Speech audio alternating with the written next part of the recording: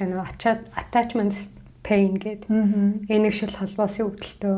Тэгээ тэр энэгшил холбоос гэдэг зүйл чинь маш их юм агуулж байгаа штэ. Инрэл. Тэгээ тэр belonging буюу тэгээ хариалагдах хэрэгцээ хамрагдах хамгаалагдсан байгаа. Тэр болгоныг нөхчөөдөг. Гэтэл тэр орон зай ингээд байхгүй болчихж байгаа. Тэгээд манай нэг багш яг энийг орж исэн багш маань хэлж өгч исэн байхгүй юу?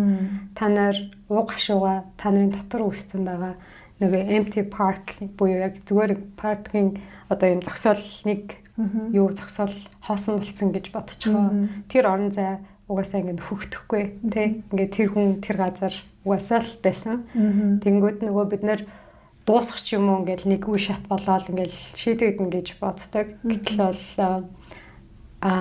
тийм биш байгаа тахгүй бид насан туршийн яг үл тэр энэгшил холбоос гэдэг зүйл ер нь бол тасрахгүй яг насан турш төрүүлжлэн.